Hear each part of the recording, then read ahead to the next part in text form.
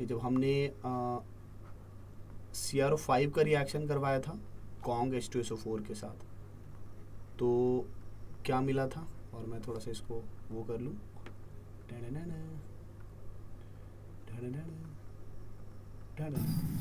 Oxygen plus Cr2SO4 thrice. Okay, तो basically Cr+3 sulphate, ऐसे भी तो लिख सकते हैं, कोई फर्क नहीं पड़ता उससे, O2 है ना। और मुझे लॉजिक बस एक बार Yes. रिकॉल करा दो, क्या लॉजिक क्या था। जब कॉन्सेंट्रेटेड H2SO4 से ज़्यादा स्ट्रॉन्ग ऑक्सीडाइजिंग एजेंट CrO5 होता है तो वो ऑक्सीजन लिबरेट हो जाएगा और Cr का +6 ऑक्सीडेशन स्टेट +3 में रिड्यूस हो जाएगा। कोई आपसे कहे कि ये आखिर ज़्यादा आपने कैसे डिसाइड कर लिया कि ज़्यादा अच्छा पावरफुल ऑक्सीडाइजिंग एजेंट है CrO5, तो आप ज़्यादा क्या बोलेंगे। नंबर ऑफ ऑक्सीजन एट, हाँ ज़्यादा ऑक्सीजन। हाँ, पेरोक्साइड बॉन्ड भी कमज़ोर बॉन्ड, यहाँ ज़्यादा यस स्ट्रॉन्ग बॉन्ड्स है ना, यस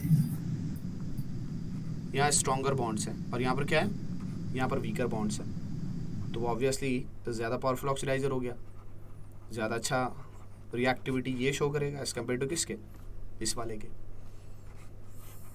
ठीक है, ओके। हम जो रिएक्शन जब करवा रहे होते हैं ना, तो डायक्रोमेट से रिलेटेड रिएक्शन, परमैग्नेट से रिलेटेड रिएक्शन बड़े इंपॉर्टेंट होते हैं। तो अगला सेक्शन है हमारा some important reaction and products of Cr2O7 2 minus, CrO4 2 minus, MnO4 minus, MnO4 2 minus, along with Mn+2 and MnO2। तुम्हें देखने में लग रहा होगा अरे लिखते ही चला जा रहा हूँ मेरे स्पेशीज, बट ऐसा नहीं, हमने बहुत सारी चीज़ें ऑलरेडी सीख ही ली हैं इसमें, और कुछ तुमको शायद पता भी होंगी। ज़रा देखना, मैंने तुम्हारे सामने CrO4 2 माइनस रखा और तुमसे कहा कि इस CrO4 2 माइनस को ना मैं एसिडिक कंडीशंस में डाल रहा हूँ, और मैं acidic condition in the sense बता रहा हूँ कि 25 डिग्री सेल्सियस पर pH <7 मैंने रखा हुआ है। तो जनरली जो क्रोमेट्स होते हैं ना, जनरली वो येलो होते हैं, सुना, जनरली क्या होता है, येलो, सुन रहे हो। यस हाँ, थोड़ा यस बोलते रहना, अच्छा, क्योंकि देखो सिस्टम में इश्यूज हैं तो फिर पता नहीं चलेगा मुझको, फिर कांड हो जाएगा, ठीक है। तो मैं इसीलिए, और दूसरा तुम लोग बोलते रहोगे तो एनर्जी मेंटेन रहती है, वाइब्स रहती हैं। तो जनरली येलो होता है अगर तुमने नॉर्मली सॉल्युबल, अगर तुमने कैटायंस उठा लिए, अगर ज़्यादा मेटालिक कैरेक्टर वाले स्पीशीज अगर उठा लिए कैटायन के रूप में, तो उनके साथ तो ये येलो रहता है।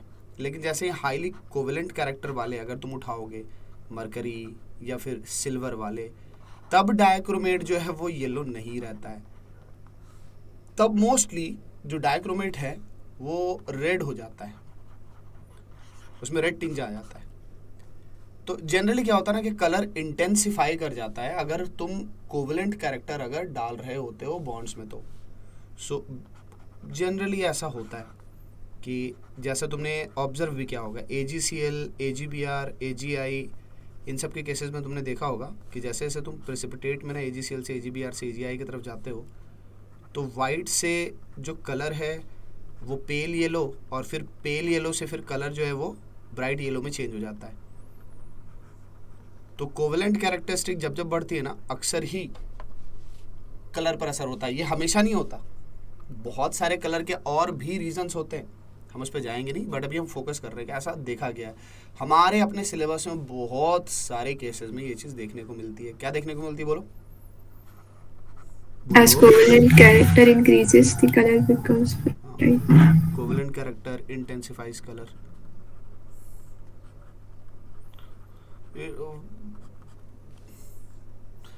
कलर की ब्राइटनेस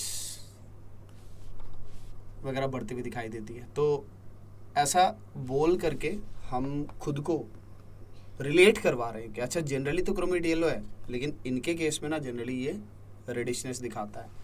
अच्छा, जब तुम इसे एसिडिफाई कर दोगे, अब यहाँ पर हमने ध्यान रखना कि हमने बातचीत तो की Ag+ की और Ag+2 की, बट ये बहुत स्पेसिफिक केसेस है, ठीक है। जनरली क्रोमेट लिखने का मतलब होता है कि साथ में सॉल्युबल जो भी स्पेशीज होते हैं एल्कली मेटल वगैरह के, वो वाले कटायन आपने लिए होंगे, something K+, Na+, by default ये मीन करते हैं। बाय डिफ़ॉल्ट हम इनको नहीं लेते, बताओ क्यों? क्योंकि नॉर्मली ये दिखते नहीं है, और जब दिखेंगे तो इनके बारे में आइडिया, मतलब इनका डिस्टिंक्शन आसानी से हो जाता है। तो ये स्पेशल केस हो गए, जनरल केस नहीं है, not taken in general cases. आम जनता की भाषा में क्या एक्सेप्शनल है, taken in general cases, but हमारी भाषा में नहीं है कुछ भी एक्सेप्शनल। हमारी भाषा में है कि डिफरेंट है बस। तो Cr2O7 2- में जनरली इसका कन्वर्जन होता है अगर कंडीशन एसिडिक है। अगर आपसे पूछा जाए कि क्या अगर मैं कंडीशंस को वापस बेसिक करने की कोशिश करूंगा तो ये वापस क्रोमेट पे चेंज हो जाएगा, आंसर क्या होगा बोलो? Yes. हमेशा होगी ये चीज़। इनफैक्ट डायक्रोमेट और क्रोमेट का हमेशा इक्विलिब्रियम होता है, और वो इक्विलिब्रियम फॉरवर्ड शिफ्टेड होगा अगर पीएच कम होगा, यानी एसिडिफाइड कंडीशंस होंगी, और जो इक्विलिब्रियम है वो बैकवर्ड शिफ्टेड होगा अगर कंडीशंस पीएच ग्रेटर देन 7 वाली होंगी। ओके, अब एक दो चीज़ें, क्या आपके पास एनसीईआरटी है पढ़ी हुई, D&A ब्लॉक?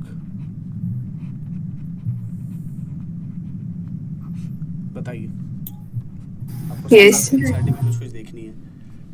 एनसीईआरटी देखेंगे क्यों, इसका पर्पस आपको बता देते हैं। पर्पस ये है, सिर्फ आपको पता होना चाहिए, आप तो क्लास 12 पढ़ रहे हैं, वैसे तो आपको पता ही होना चाहिए, क्या ही बोलूँ मैं, पास करने वाले हो ना क्लास 12, बोलो। Yes. Yes, sir. दांत तोड़ दो, तुम लोग बोलते नहीं हो ना, आंखों से आंसू निकल जाते मेरे। पर्पस है आपको आइडिया देना कि एनसीईआरटी ने कितने रिएक्शन बताए। आपने बहुत बार सुन लिया होगा कि एनसीईआरटी से इनऑर्गेनिक करना होता है, एनसीईआरटी से इनऑर्गेनिक करना होता है। हालांकि ये बात पूरी तरह से सही नहीं है एडवांस के लिए। स्टिल अभी के मायने में आज के टाइम पर 2021, 22, 23 के हिसाब से अगर देखें तो ज़्यादा ओरिएंटेड है चीज़ें। स्टिल आपको ढंग से जो प्रीवियसली जो चीज़ें पूछी जा चुकी हैं वो टच करके जाना चाहिए, समझ रहे हैं ना? तो आपको आइडिया देना कि एनसीईआरटी में कहाँ तक है, ये ज़रूरी है कि आप टच कीजिए। आइए तो फटाफट से रिएक्शन निकालना है इसी से। ज़रा से ऊपर जाइए, हल्का सा हेडिंग आने दीजिए। हाँ बस पोटेशियम डाइक्रोमेट, हेडिंग देख रहे हैं ना? ठीक है, Yes, sir. पहले रिएक्शन में समझा रहा हूँ, फिर आपसे पूछ करके ना मैं लिखूंगा, आप प्रोडक्ट बता रहे होंगे, ठीक है? तो सुनते जाना। FeCr2O4 में ना पहले ऑक्सीडेशन स्टेट आप निकाल लो, आयरन का और क्रोमियम का निकालो, पहले निकालो और बताओ।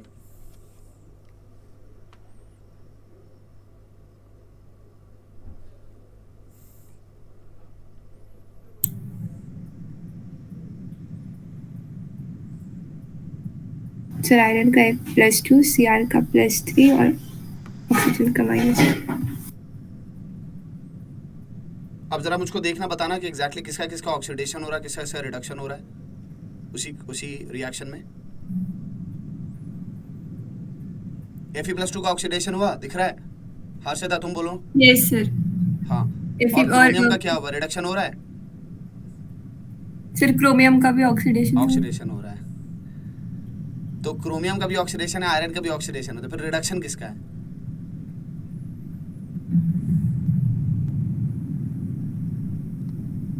ऑक्सीजन का और किसका? सारा ही जगह ऑक्सीजन O-2 में कन्वर्ट हो गया है। सिर्फ मैं सामने हूं तो तुम ऐसे सोचोगे कि कुछ अजीब हो रहा होगा। इलेक्ट्रॉन किसने लिया? जिसने ऑक्सीडाइज किया उसने इलेक्ट्रॉन ले लिया, ऑक्सीजन ने ले लिया, राइट? तो FeCr2O4 है क्या? क्रोमाइट ओर है, राइट? उसे बेसिक कंडीशन में हमने ऑक्सीडाइज किया। अब जरा सोचो, बेसिक कंडीशन में ऑक्सीडाइज करने के पीछे रीजन क्या है? कई सारे रीजन है। साफ दिख रहा है कि प्रोसेस को ना धक्का देके आगे ले जाने का काम बहुत अच्छे से Na2CO3 कर रहा है। रिएक्शन एंट्रोपिकली ड्रिवन हो रहा है, CO2 बाहर निकल रहा है। ऐसी चीजें इन्वॉल्व करके अगर हम प्रोसेस को चलाते हैं हमेशा फायदा होता है। ये सब कुछ बहुत बेसिक्स हैं केमिस्ट्री में रिएक्शन कराने की। सुना? यस बहुत बेसिक्स हैं, ये सब बहुत मज़ेदार फंडे हैं।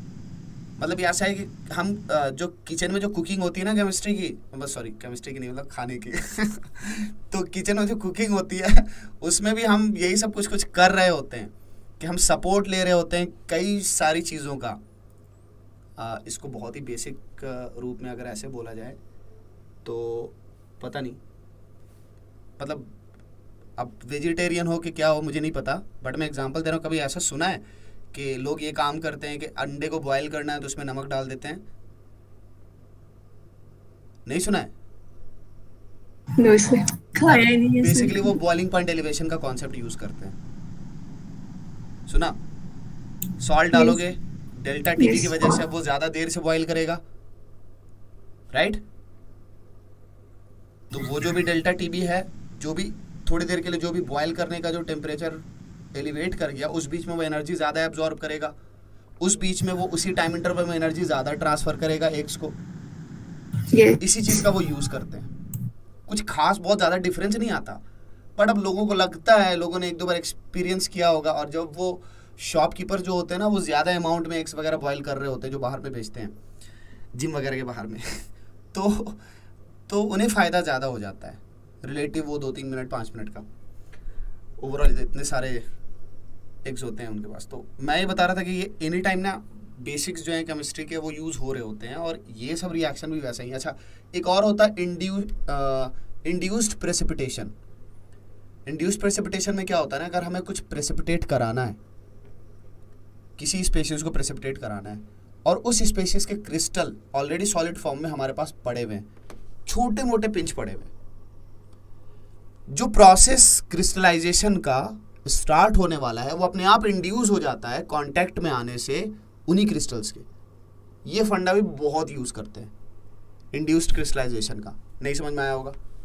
चलो मैं स्पेशली बताऊंगा इस पर, बट जब मैं ऐसे बोलूँ ना और चीज़ें अगर ऊपर भी जाएं तो टेंशन मत लिया करो, क्योंकि एक बार तुम्हारे कानों में गया है ना, दिमाग में गया है ना, भले ही पूरी तरह से एब्जॉर्ब नहीं हुआ, कोई टेंशन नहीं। ऐसा कई बार होगा कि मैं कुछ नई नई बातें बोल रहा हूँ, वो पहली बार में रिलेट नहीं होगा, लेकिन फिर एक दिन आएगा जिस दिन मैं उसी को एक्सप्लेन कर रहा हूँ, उसी को दिखाऊंगा, उसी को समझाऊंगा, फिर मज़ा आ जाएगा।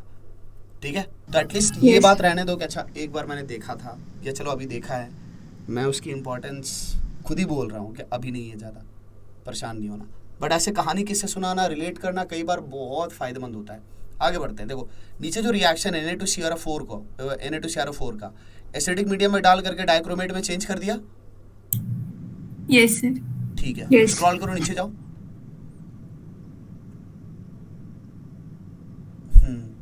डाइक्रोमेट से KCl का रिएक्शन करवाया। डाइक्रोमेट से KCl का रिएक्शन, किसका ऑक्सीडेशन किसका रिडक्शन हुआ? Simple displacement. क्या हुआ है? Displacement reaction. रिएक्शन का ड्राइविंग फोर्स क्या है? कुछ तो होना चाहिए ना, वो क्या है?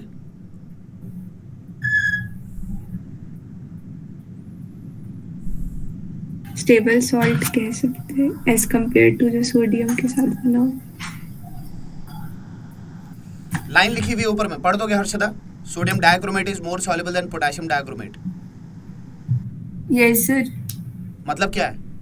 रिएक्शन बेसिकली मतलब लेस कैसे? सॉल्युबल स्पेशीज की तरफ जाता है ना हमेशा। Yes sir. अगर हम ये कहते हैं कि इक्विलिब्रियम शिफ्ट होता है उस साइड जिस साइड प्रेसिपिटेट बनता है, तो बेसिकली वो स्टेबल है, उधर ही भाग रहा है वो।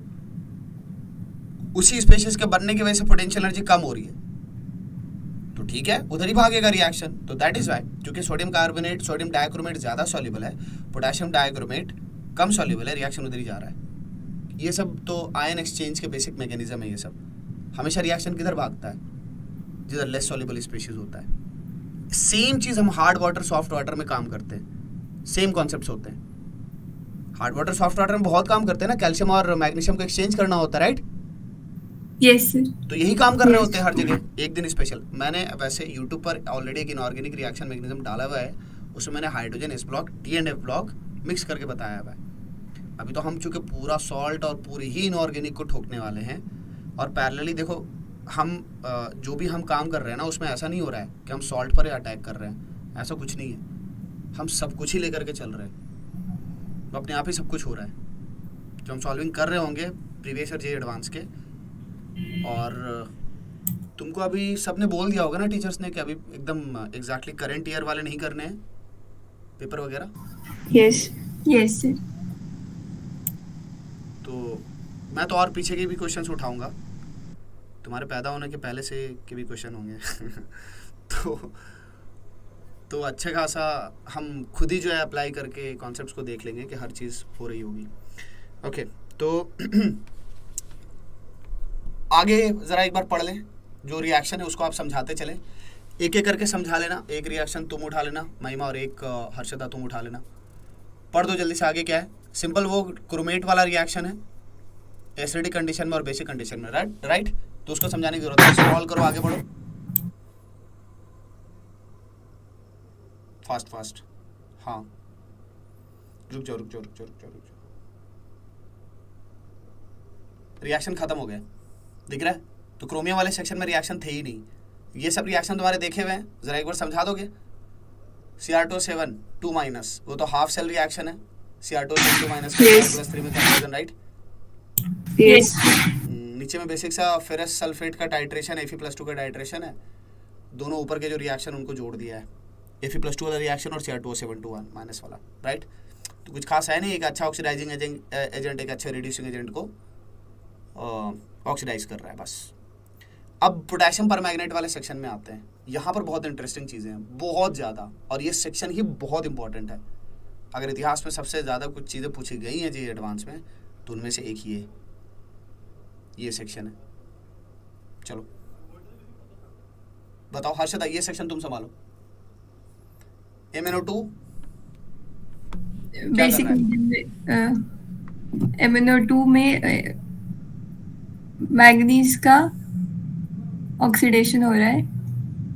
ऑक्सीडेशन कैसे हुआ है? बेसिक मीडियम, ऑक्सीजन ऑक्सीडाइज कर रहा है बेसिक मीडियम में। बेसिक मीडियम में। अच्छा एक सेकंड, अगर बेस नहीं लेते तो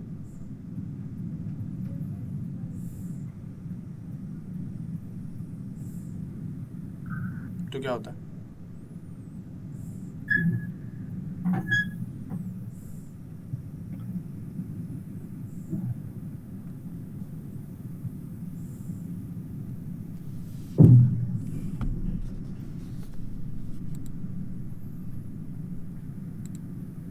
एक सेकंड, एक कॉल उठा रहा हूँ मैं। अच्छा,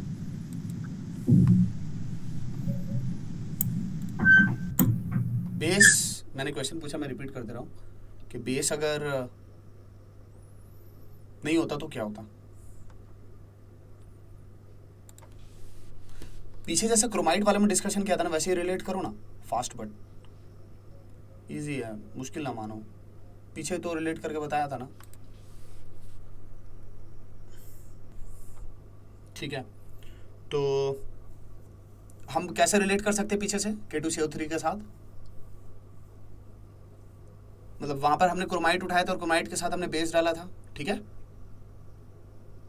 और वो रिएक्शन को ड्राइव कर रहा था, एंट्रोपिकली सपोर्ट कर रहा था, ये तो दिख रहा था। यस, ठीक है, तो यहाँ पर KOH की वजह से क्या क्या हो रहा है? हर्षदा तुम एक्सप्लेन करो पहले। बेसिक मीडियम है पहली बात तो हमें के Mn+6 मिलेगा बेसिक मीडियम की वजह से। ठीक है, और मतलब मैं ड्राइविंग फोर्स चाह रहा हूँ कि तुम बताओ।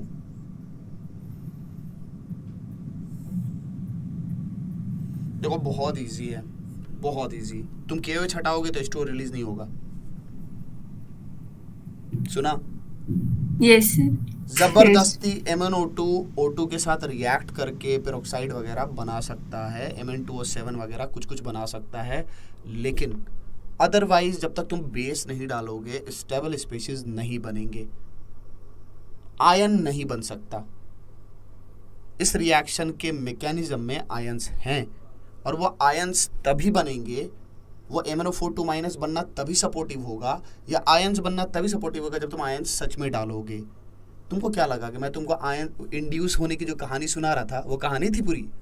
आ गया वो, मैंने इंड्यूस करवाया, मैंने आयंस डाले KOH के फॉर्म में, एल्किली मेटल का हाइड्रोक्साइड है, आयंस भरे पड़े हुए हैं, तो अब पूरे एनवायरमेंट में आयंस आएंगे। जब तक तुम आयंस नहीं डालोगे आयंस नहीं आएंगे, बनना ही उसका फेवरेबल नहीं है क्योंकि MnO2 सपोर्ट नहीं करता आयंस को, O2 सपोर्ट नहीं कर पाएगा। तो सपोर्ट कौन करेगा बताओ?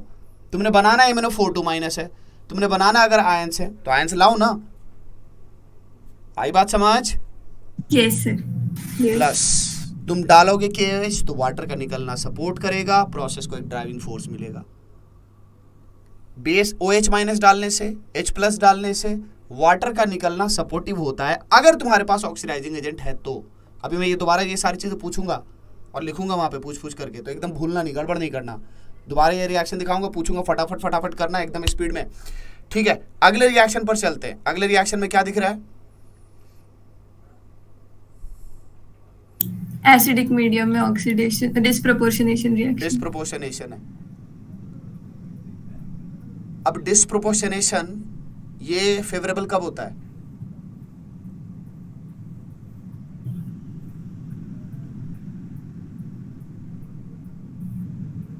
बोलो।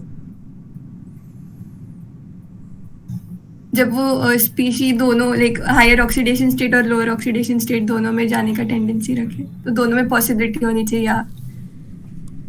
हम नूब की तरह ऐसा बोलते हैं कि बीच का ऑक्सीडेशन स्टेट होता है तो ऊपर और नीचे दोनों जा सकता है, राइट? यस। लेकिन वो नहीं कर सकता ऐसा जब तक कि मीडियम सपोर्टिव नहीं होगा। सुना? यस। हैलोजेंस बेस में डिस्प्रोपोर्शनेट करते हैं, सल्फर बेस में डिस्प्रोपोर्शनेट करता है, फास्फोरस बेस में डिस्प्रोपोर्शनेट करता है। सभी हर जगह डिस्प्रोपोर्शनेट नहीं कर सकते, मीडियम बड़ा रोल प्ले करता है। सुना? यस। बिना मीडियम की ये चीज नहीं होने वाली। और अभी जस्ट ऊपर के रिएक्शन में हमने पढ़ा था कि भाई जो बेस है वो भी H2O रिलीज करने में सपोर्ट कर रहा है, और नीचे में जो H+ है वो भी रिएक्शन को पुश भी दे रहा है, H2O रिलीज करने की तरफ लेके जा रहा है, राइट? तो जो मीडियम है वो रिएक्शन को धक्का दे रहा है H2O निकालने के लिए। लेकिन जो MnO4 2- है, अगर तुमने MnO4 2- का एग्जैक्टली ऑक्सीडेशन करवा दिया तो बहुत अजीब बात नहीं हो जाएगी कि तुमने सिर्फ एसिड रखा है, तुम ये भी नहीं बता रहे हो कि डाइल्यूट है कि कॉन्क है, और फिर तुम ये भी दिखा रहे हो कि वो ऑक्सीडाइज हो रहा है। इसका मतलब तुम सोचो ना, बिना किसी ऑक्सीडाइजर के तुमने ऑक्सीडेशन करवा दिया, या चलो तुम ऑक्सीडेशन हटाओ, रिडक्शन कैसे करा दिया तुमने? H+ रखा हुआ रिडक्शन करा दिया। हमने रिडक्शन के लिए कल क्या क्या देखा था? इलेक्ट्रॉन देखा था, इलेक्ट्रॉन के सोर्स से रिडक्शन होता है, हाइड्रोजन के सोर्स से रिडक्शन होता है, इलेक्ट्रॉन प्लस हाइड्रोजन हाइड्राइड के सोर्स से रिडक्शन होता है, राइट? यस। H+ के सोर्स से कब देखा रिडक्शन? नहीं देखा है। हमने H+ के सोर्स से ऑक्सीडेशन भले ही देखा है, रिडक्शन नहीं देखा। कॉन्क HNO3, नॉर्मल HNO3, 6% से ऊपर वाले HNO3, कॉन्क H2SO4, ये ऑक्सीडेशन कर देते हैं, करेक्ट?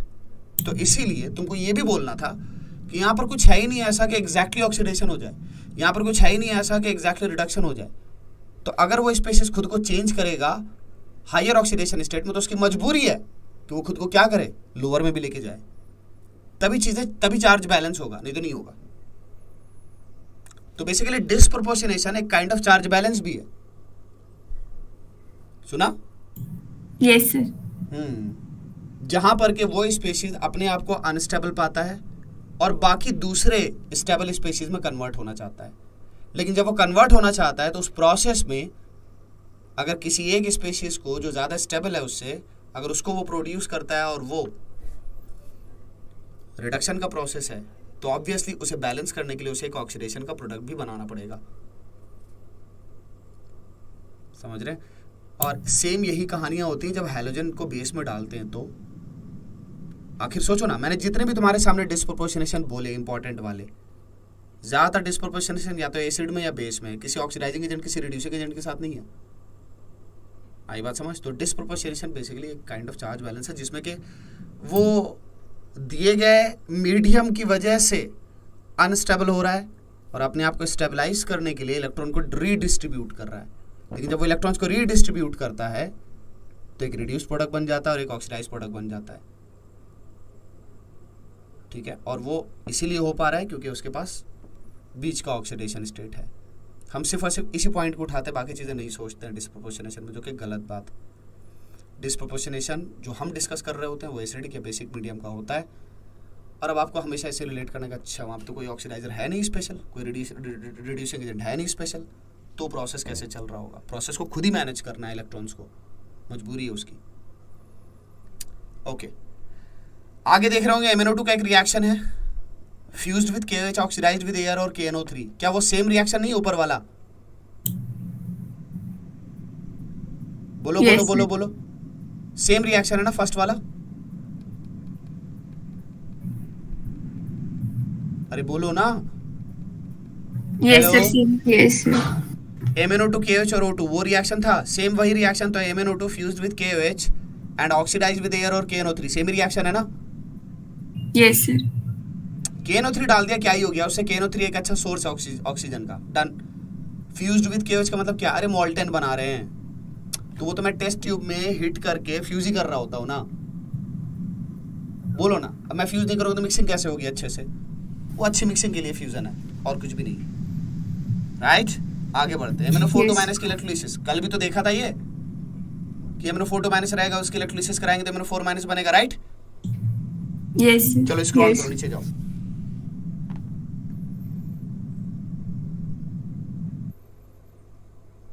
वीके जायसवाल PDF कौन शेयर कर सकता है? Sir, उसके बाद हम सीधे सीधे मेरे क्वेश्चन बनाने की हर्षदा चल से रहे ले हैं। पढ़ो Mn+2 का रिएक्शन। हाँ कोई नहीं, पेशेंस पेशेंस पेशेंस, रुक जाओ, वहाँ पे 2 मिनट और पढ़ लेते हैं। Mn+2 का रिएक्शन है थायोसल्फेट के साथ H282- के साथ, राइट? Yes, sir. हाँ ठीक है। अगर वो रिएक्शन तुम देखो तो कौन से रिएक्शन की याद आ रही है जो हमने फर्स्ट डे पढ़ा था?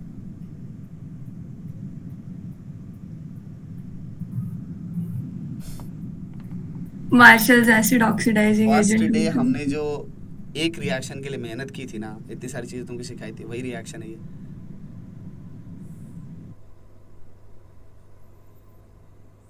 बोलो, वही रिएक्शन है। अरे पलट के तो देख लो, स्निप्स तो देख लो, Yes. बताओ क्या रिएक्शन था वो? फिर उसमें हमने M+2 का ऑक्सीडाइजिंग एजेंट यूज किए थे, PbO2 NaBiO3, तो उसमें MnO4 माइनस प्रोड्यूस हो गया था।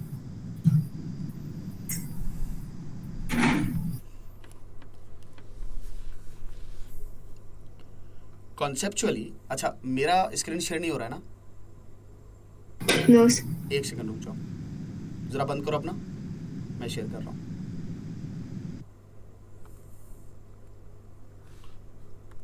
हो रही है शेयर स्क्रीन? देखो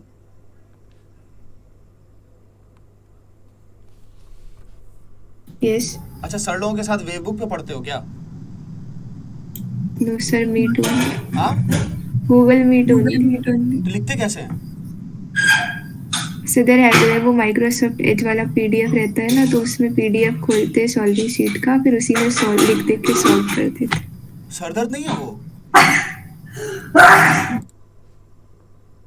मुझे दिखा देना तो। तुम्हें आता है क्या उस पे लिखना? सर वो लोग ऐसे ही पढ़ाते, लाइक जो हमको पढ़ाते हैं वो 1-to-1 सेशन से लेते हैं ज़्यादातर, इसलिए उनको सब आता है करते। नहीं तो चिल, मतलब क्लैरिटी कैसे रहती? इससे अच्छी रहती है क्लैरिटी, तो मैं भी यूज करूँ फिर? सर ये भी सही है, कोई प्रॉब्लम नहीं है। देखिए, सर वैसे उसमें ये ज्यादा तो लिखना ज़्यादा नहीं सही होता, है। मतलब उसमें बस सर बता देते कि ये स्टेप्स करने थे सॉल्व, तो ज्यादा लिखना नहीं होता। मैं तो तुम्हारे लिए लिख रहा हूँ, मैं नहीं लिखूंगा तो तुम तो घुसाओगे नहीं दिमाग में।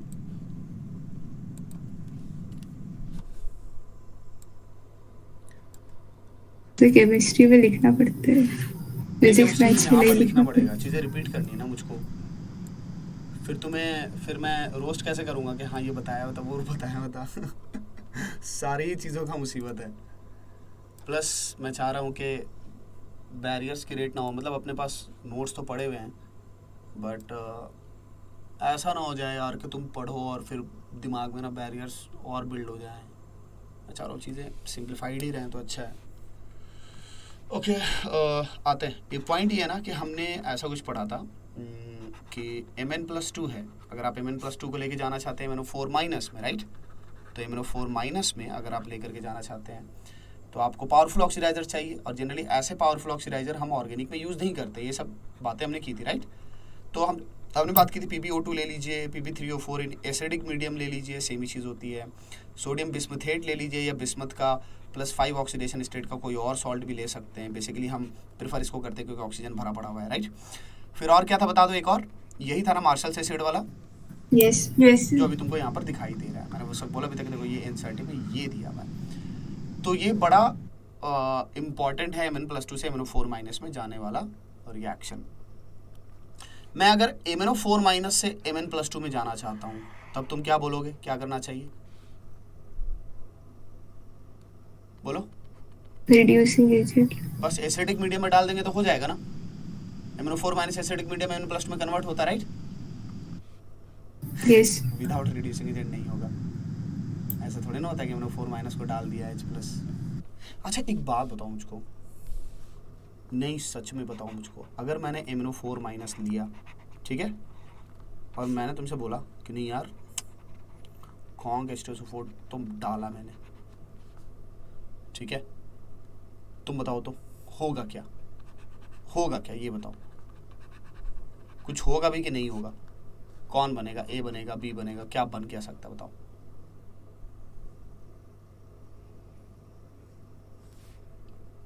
नहीं बनेगा ना कुछ। बनेगा? बोलो।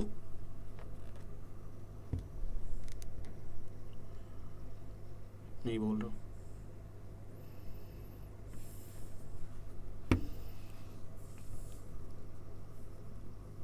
नहीं बोलोगे? चलो मैं बताता हूँ। देखो MnO4- को ना कॉन्क H2SO4 से डालोगे तो बेसिकली भरा पड़ा हुआ इसके अंदर H+ है, तो ये क्या बनाएगा? HMnO4। सुना?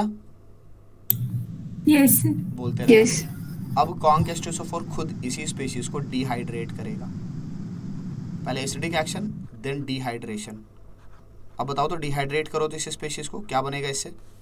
इसको डिहाइड्रेट करने के लिए हमें 2 मोल लेना पड़ेगा, तब तो H2O निकलेगा ना इससे। बोलो। यस तो इससे यस क्या बन जाएगा? Mn2O7। देखा? अब ये होता है, यस ये ग्रीन एक्सप्लोसिव होता है, डर्टी ग्रीन एक्सप्लोसिव होता है ये। मैंने इसकी वीडियो भी डाली हुई बेस्ड केमिस्ट पर। और चारों तरफ गंदगी, मतलब इसमें आप जैसे ही कांटेक्ट में लाओगे ना किसी भी ऑर्गेनिक कंपाउंड को, मेरी नज़र में छोटे अमाउंट में तो हम इसको बनाते रहते हैं, और स्कूल वगैरह में भी बना ही लेते हैं लोग। जैसे ही लोगों को पता चलता है ऐसा ऐसा बनता है, बस सबसे ज़्यादा जो स्कूल लेवल पर जो एक्सप्लोसिव रिएक्शंस होते हैं उनमें से एक ये वाला होता है। तो कोई भी ऑर्गेनिक कंपाउंड आप इसके साथ मिक्स करोगे ना, लिक्विड ऑर्गेनिक कंपाउंड तो मिक्स किया तो बड़ा मतलब ज़्यादा एक्सप्लोजन मिलेगा। और आपने अगर कॉटन वगैरह कांटेक्ट में लाया, यानी कि सॉलिड को अगर आपने लाया कांटेक्ट में, तो रिलेटिवली लेस वायलेंट होगा रिएक्शन, आप बच सकते हो, भाग सकते हो, बट ये होगा एक्सप्लोजन, मतलब एक्सप्लोसिव रिएक्शन होगा। और क्यों होगा एक्सप्लोसिव रिएक्शन बताओ? क्योंकि ऑक्सीजन भरे पड़े हुए हैं ना, तो बस ऑक्सीजन भगाना चाहता है वो। अब जब वो ऑक्सीजन निकाल देगा तो खुद से सोचो, तो ऑक्सीजन सारे निकाल दिए तो कौन से स्पेशीज के रूप में वो बचेगा? इस रूप में।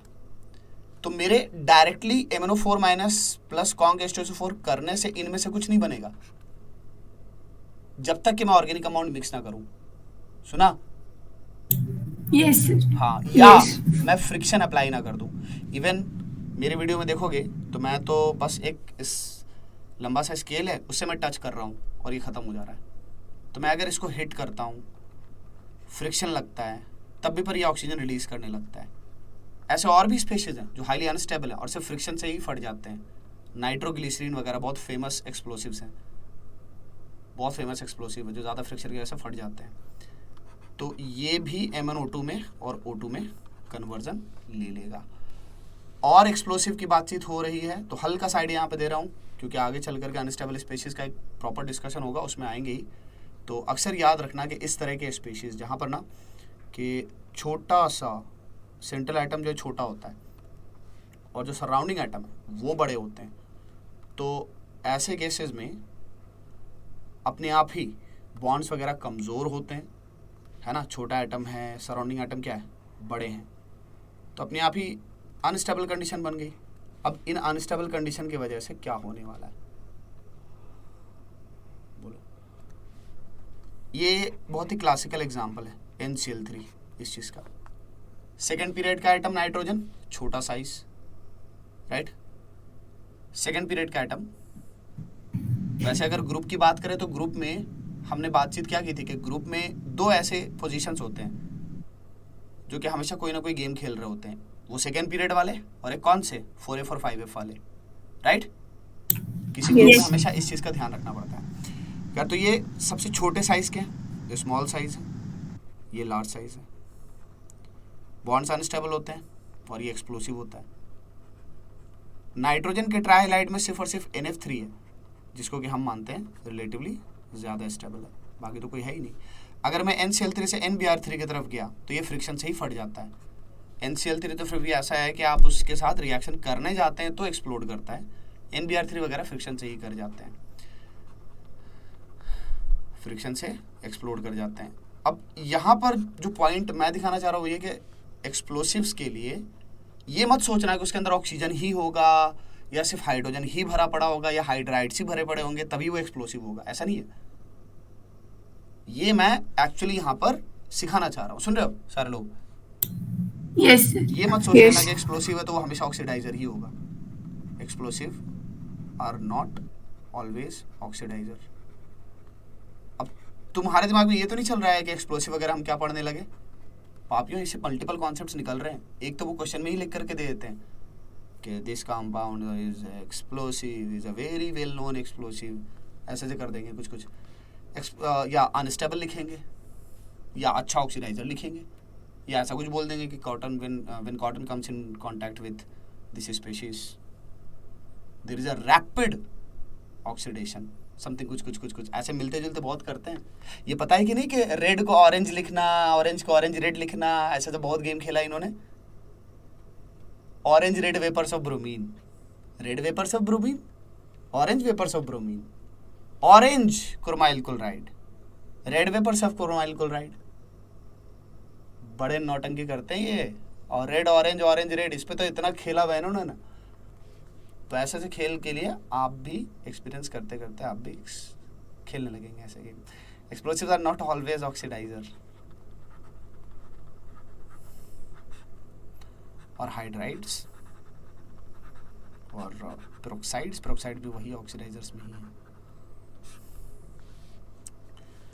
Difference in size also gives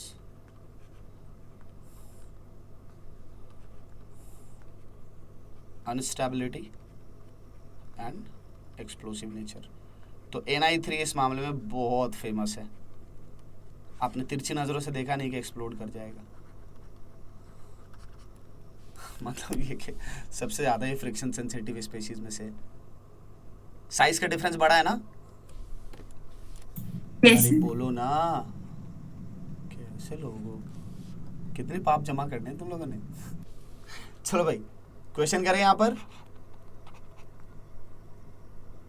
yes sir. ठीक है, तो कंपाउंड X है, उसे हमने ना बेस के प्रेजेंस में और ऑक्सीडाइजर के प्रेजेंस में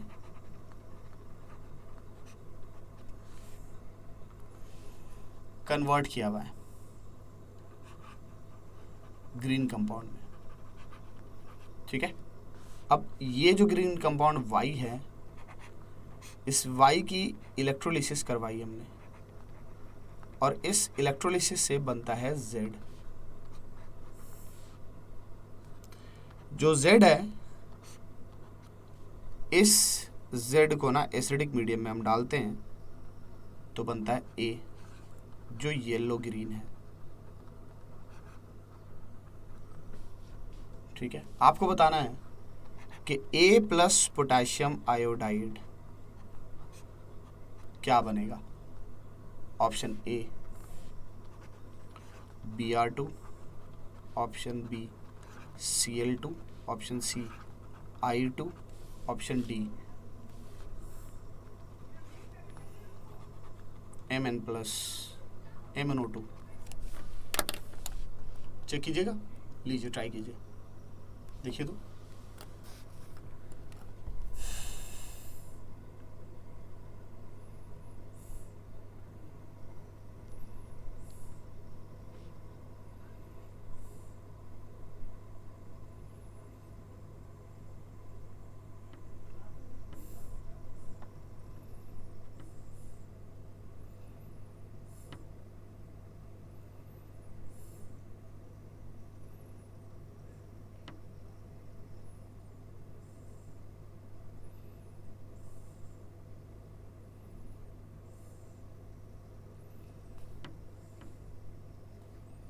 Answers please.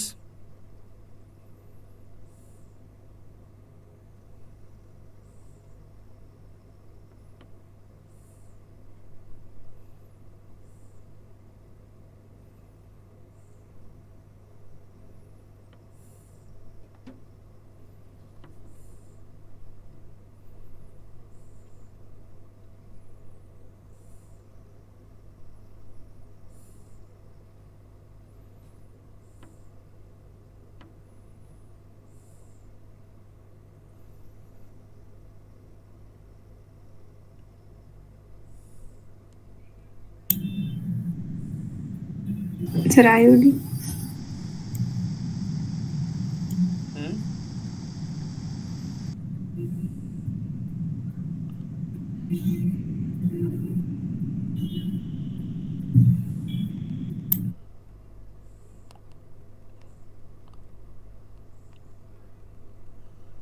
मैम एक सेकंड रुकना तो। Yes sir. ओके सॉरी आज इतने सारे डिस्टर्बेंस के लिए। सॉल्व किया इसको, बताओ। सर Y(K2) MnO4 2 माइनस होगा, फिर उससे इलेक्ट्रोलिसिस से MnO4 माइनस एकदम हल्का था ना? सर उसके बाद सर लेकिन वो लास्ट वाला स्टेप समझ नहीं आ रहा है। अच्छा देखते हैं। ये MnO2 है कंफर्म? यस ये K2 MnO4 है क्योंकि Yes. वही होता है, राइट? K2 MnO4 को इलेक्ट्रोलाइज करके हमने क्या किया, KMnO4 बना लिया, मतलब ये MnO4 माइनस बना लिया, राइट? अब यस MnO4 माइनस है, एसिड में डालेंगे तो HCl के साथ ये Cl2 बनाएगा, ये लो, ठीक है? अब जो Cl2 है ना वो ज़्यादा अच्छा ऑक्सीडाइजर है ना। जो भी हैलोजेंस ऊपर आते हैं, इलेक्ट्रोड पोटेंशियल बोला था तो वो तो रिकॉल करना नहीं है पापियों। ये क्वेश्चन मैंने प्यार से आकर के इलेक्ट्रोड पोटेंशियल पे फंसा दिया। हैलोजेंस जो ऊपर आते हैं वो नीचे वाले हैलोजेंस को बाहर निकाल देंगे, तो करेक्ट आंसर इज I2।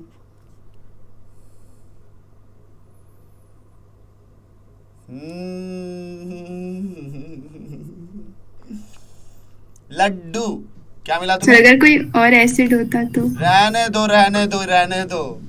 ये क्या है, ये क्या है, ये क्या है, क्या है, क्या है ये? सर आपके पास सिर्फ एसिड लिखा था, HCl बाद नहीं में नहीं, तो लिखा। येलो ग्रीन क्यों लिखा है मैंने? वाह Yes, वाह, वो गैस के लिए। सर आई एम एसिड पे आस्किंग फोकस इन किया जा रहा जनरल। है। यहाँ से हम प्रिडिक्ट कर रहे हैं ना कि वो HCl ही होगा। यस और यहाँ से भी तो पता चल रहा है कोई भी मैग्नीज का कंपाउंड Yes. येलो ग्रीन तो नहीं होने वाला, तो this is not manganese containing, Mn हो ही नहीं सकता। सुन रहे हो? Yes yes sir. अब अपनी गलतियों का अंदाज हुआ कुछ? यस सर हाँ, अब हम बीके जायसवाल सॉल्ट एनालिसिस पर चल रहे हैं, आइए। अच्छा हर्षदा यूज छोड़ मैं ये क्वेश्चन हर्षदा के पास है। छोटे मैं क्वेश्चन लिख दे रहा हूँ, छोटे मैं क्वेश्चन लिख दे रहा हूँ, ठीक है? आ जाओ देखो। एक्चुअली ये सॉल्ट एनालिसिस का एक सेकंड रुक जाओ। हाँ, तो ये सॉल्ट एनालिसिस का ना पैसेज 6 है। सॉल्ट एनालिसिस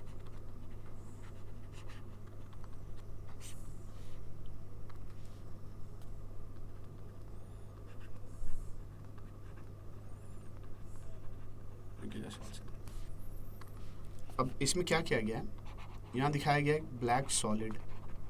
आप इसको ना मैनिपुलेट करते रहिए, दिमाग में चलाते रहिए क्या क्या चल रहा है इसमें। ब्लैक सॉलिड है, KOH दिया है, एयर दिया है और हीटिंग दी है। इससे इन्होंने बनाया है A जो ग्रीन है, H2SO4 डाला है और उससे बनाया है B+C, जिसमें इन्होंने B के बारे में बता दिया है कि दिस इज पर्पल। ठीक है, अब पहली बात जो इन्होंने लिखी है वो ये कि potassium iodide on reaction with B, और B कैसा है, एल्कलाइन। दिख रहा है, ये चेंज करके बनाता है D। ओके, ये उसके आगे लैंग्वेज में लिखी हुई चीजें हैं। सेकंड पॉइंट में क्या डाला है, जो B का कलर है, जो भी B का कलर है, जब इसे हम ट्रीट करते हैं FeSO4 के साथ एसिडिक मीडियम में, तो कलर ऑफ B डिसअपियर्स। ये दूसरा पॉइंट लिखा हुआ, क्वेश्चन नहीं स्टार्ट हुआ है अभी, उन्होंने ये पॉइंट्स लिखे हुए हैं, समझे। ऊपर में रिएक्शन लिख दिया, उसके बाद फिर ये पॉइंट्स लिख दिए। यस। फिर लिखा है विथ कोल्ड कॉन्क H2SO4। आप पढ़ पढ़ के एनालाइज करना, क्योंकि क्वेश्चन जो 4 क्वेश्चन उसमें पैराग्राफ के डाले हैं वो अच्छे डाले हैं। With cold conc H2SO4 compound B gives E। और इस तरह के क्वेश्चन जेईई का एडवांस के इतिहास में प्रीवियसली बहुत पूछे हुए हैं, बहुत पूछे हुए हैं। एनी टाइम एक्सपेक्ट कर सकते हो कि ये रिपीट होंगे। With cold conc H2SO4 compound B gives E which being, सुनिएगा ध्यान से, थोड़ी देर पहले मैंने माहौल बनाया हुआ था और आपसे कह रहा था, which being explosive decomposes, which being explosive decomposes to yield F and oxygen।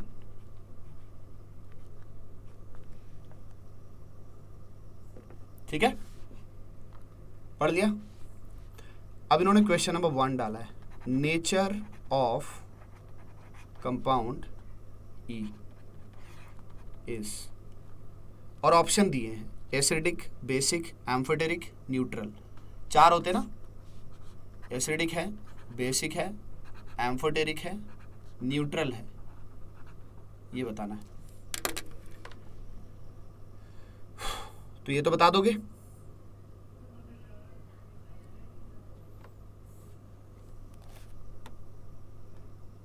दिखाऊं? एक काम करो ना, वो डाउनलोड कर लो, नहीं तो तब तक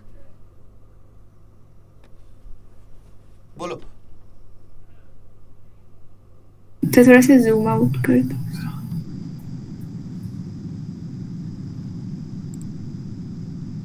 ऐसे चलेगा?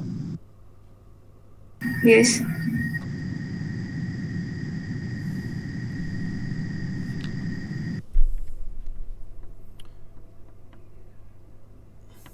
सर आंसर दे। हाँ बताओ। सर एम्फोटेरिक बनेगा, हाँ? MnO2 बनेगा ना लास्ट वो वाला। Mn2। हाँ, क्या बनाया हर्षदा? सर एक्सप्लोसिव तो Mn2O7 था, हाँ तो एसिडिक। पक्का Mn2O7 है, कोई और एक्सप्लोसिव नहीं हो सकता।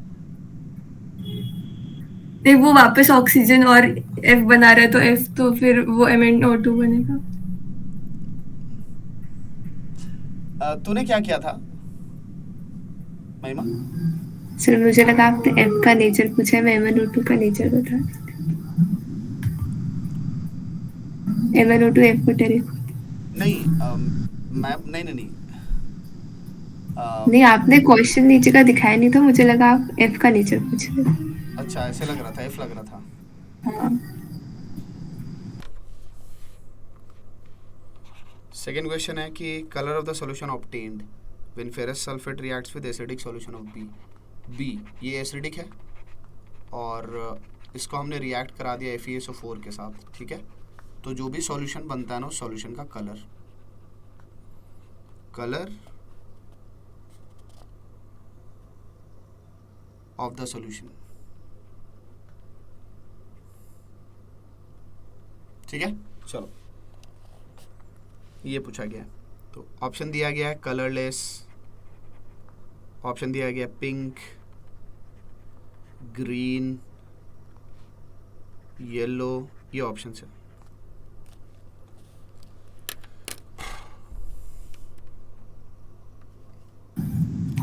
सर पिंक,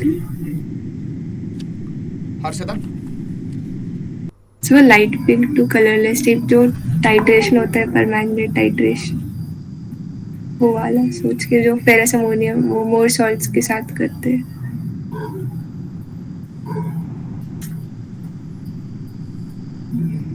तो लाइट पिंक लिया जाए या कलरलेस? पिंक और लाइट पिंक में तो डिफरेंस है ना। सर वो दोनों चीजें लिखते हैं ना, लाइट पिंक या कलरलेस। तो अब हमने तो यहाँ पर एक ही लेना है, दोनों कैसे ले लेंगे? हाँ तो फिर कलरलेस हो। मुझे लग रहा है जैसे कि तुम्हें थोड़ा सा सोचना चाहिए, तुम हड़बड़ा रहे हो अननेसेसरी। सर बनेगा तो फेरिक सल्फेट, बट कलर उसका पता नहीं। देख, मैं तुमसे एब्सोल्यूट आंसर नहीं चाहता था, लेकिन मैं चाहता था कि तुम इस बात पर कंक्लूजन ले लो कि ना तो ये आंसर हो सकता है ना तो ये आंसर हो सकता है।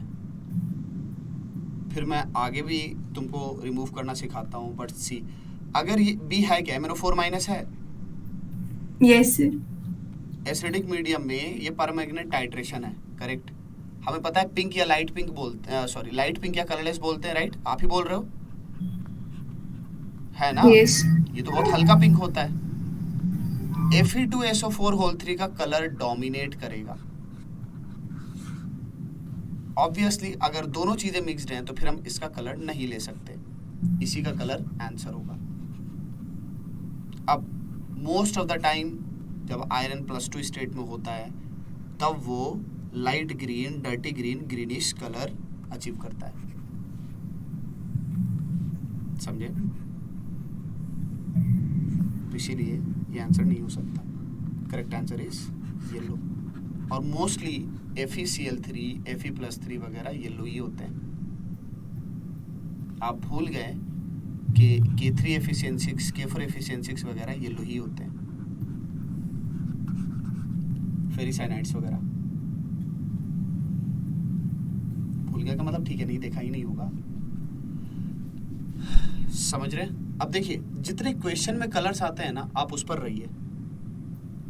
आप बोल रहे थे ना पहले ये कि सर कलर वगैरह याद नहीं रखते हैं, रखने ही नहीं है। मैं तो बोलते ही नहीं याद रखने के लिए। मैं तो बोलूंगा कि हाँ देख, क्वेश्चन में आया था ना हैलोजेंस, ये बहुत इंपॉर्टेंट है, इनको ध्यान में रखना है, ये हैं जो काम के हैं, यही आएंगे बार बार रिपीटेडली, क्योंकि रिएक्शंस है ही नहीं। मैंने एनसीईआरटी क्यों दिखाया? बताने के लिए कि देखो क्रोमेट और मैग्नेट में उतने ही रिएक्शन है जैसे एनसीईआरटी ने दिए हैं। हम तो जो भी करेंगे उससे हट करके वो ऑलरेडी ज़्यादा होंगे। तो पुराने ज़माने की बात अभी नहीं रही है, अभी सबको पता है। कभी एनसीईआरटी भी पूछी जाती है तो कोविड के टाइम से कोई ढंग से पढ़ नहीं पा रहा है, और अभी एजुकेशन की कोई ऐसी रिकवरी नहीं हो पाई है। हम चीज़ें आसान पूछेंगे, एनसीईआरटी ओरिएंटेड पूछेंगे। जेईई एडवांस ने 2021 में ही तुम्हारे टाइम पर 2023 का सिलेबस निकाल दिया था, ओरिएंटेशन डाल दिया था एनसीईआरटी, एक टॉपिक वैसे ही अलाइन कर दिया। दैट डजंट मीन कि वो वैसे ही पूछने वाला है, क्योंकि उनको तो अपना लेवल मेंटेन भी करना है, डराना भी है, स्टूडेंट्स को डराना ये मेन काम होता है उनका। तो समझना तुम्हें ये है, ऐसा कुछ खास लेवल वो बनाने वाले नहीं है, और लास्ट को 2-3 साल दिखा भी रहे हैं कि वो बड़े स्ट्रेट फॉरवर्ड चीज़ें पूछ रहे हैं तुमसे। ओके, तो बहुत ज़्यादा परेशान होने की ज़रूरत नहीं है। कलर्स में ऐसी चीज़ों का ध्यान रखना है, ऐसी मोटी मोटी चीज़ों का। और मैं ये नहीं बोल रहा कि कलर में तुम ये सोच करके चलो कि बस एक बार हमने डिस्कस किया कि Fe+2 ग्रीन होता है तो वही होगा। नहीं भाई, ऐसा कुछ भी नहीं है। इसी K3FeCN6 की जगह पर मैं K4FeCN6 लूंगा Fe+2 आएगा, but ligand, metal, surrounding, temperature और एनवायरनमेंट में दूसरे लाइगेंड्स सब कुछ इंड्यूस कर सकते हैं कलर को, क्योंकि अगर चार्ज ट्रांसफर से कलर आ रहा होगा तो वो चार्ज ट्रांसफर पूरा जो कंडीशन है वो इलेक्ट्रॉन के ट्रांजिशन पर, चार्ज ट्रांसफर पर असर डालेगा, एनर्जी को उसके कम और ज़्यादा करेगा, जिसकी वजह से आप सिर्फ और सिर्फ ये कहते हो अगर कि मैं कैटायन देखूंगा और कलर बता दूंगा, गलत है, ये हमेशा सच नहीं होगा। एनसीईआरटी ने डी ब्लॉक में कलर से बता दिए हैं स्पेसीज को, लिखा ही नहीं है कि ये colour these are subject to change, they can vary according to temperature, environment, different ligands, different salts in the same solution, different ligands in the same solution, different cations in the same solution, कुछ बोले ही नहीं है सब। तो सभी को लगता है अब रटना पड़ेगा, आपको बताना पड़ेगा। अभी हमने पीछे क्रोमेट के लिए देखा था ना, आज हमने ऑलमोस्ट 5-6 स्पेसीज डिस्कस किए कलर वाले। तो क्रोमेट में क्या देखा था हमने, बोलो। क्रोमेट से डायक्रोमेट, एसिडिक मीडियम में जाते कलर चेंज हो जाता है, बट क्रोमेट में ही येलो होते हैं क्रोमेट जनरली, लेकिन जैसे कोवलेंट कैरेक्टर बढ़ाते हैं फिर क्या हो जाता है, रेड कलर हो जाता है। यही सब बातें हैं जो हमें रिलेट करनी है, पकड़नी है, बतानी है। डाउनलोड हो गया क्या, बुक डाउनलोड हो गई? हाँ सर। ठीक है, अगर डाउनलोड हो गई तो फिर प्रेजेंट कर दो प्लीज।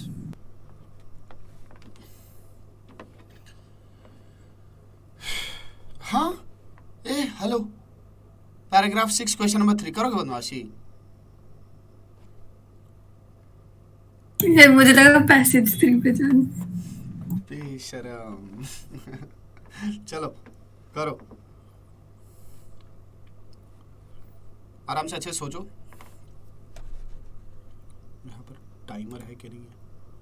हमारे पास टाइमर नहीं है बाबू। कीजिए आप, कीजिए और बताइए।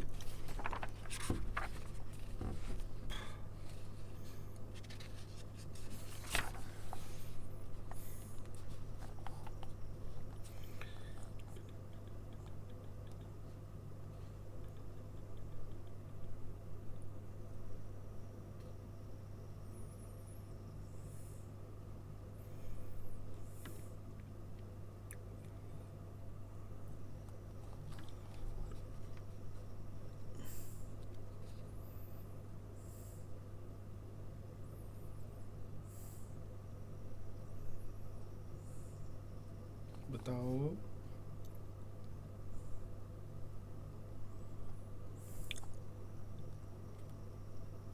ऑप्शन ए के बारे में बताओ, एक एक करके बताते रहो, ए बी सी डी सबके बारे में।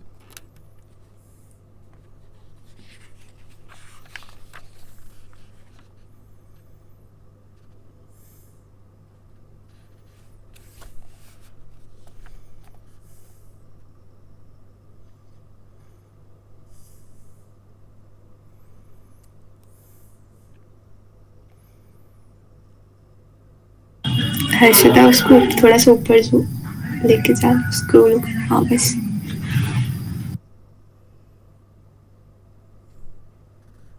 सी कौन सा कंपाउंड है? MnO2। हाँ, और एफ क्या है? वो भी MnO2 है। फिर तो ऑप्शन ए सही नहीं हो गया। टाइम क्यों लगा रहे हो इतना? तो नीचे के ऑप्शन चेक कर रहे थे।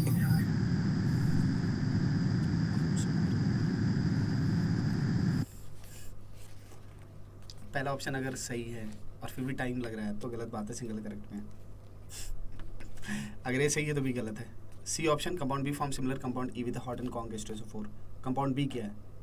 MnO4 माइनस, और उसका रिएक्शन हमने करवाया। उसका रिएक्शन किसके साथ कराया? हॉट कॉन्ग H2SO4 के साथ कराया। क्या डिफरेंस है उसमें कोल्ड कॉन्ग H2SO4 में और हॉट कॉन्ग H2SO4 में? सर हॉट वाला ज्यादा स्ट्रॉन्ग होता है, कोल्ड वाला थोड़ा कम होता है।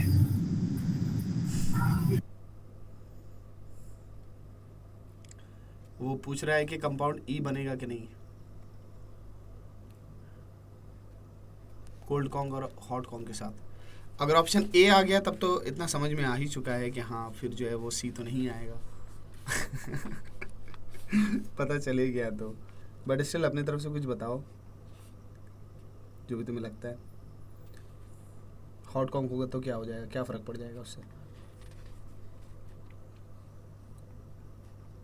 तो वे भी पहले ही ऑक्सीजन लिबरेट हो जाए।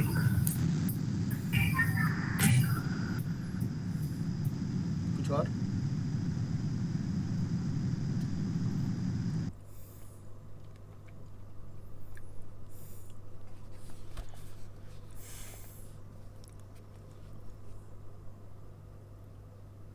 देखो डी ऑप्शन पे कमेंट कर दो पहले, मैं इसी के बारे में बता दे रहा हूँ। बोलो, compound does not give same type of reaction acidic and neutral medium, क्या मतलब है इसका?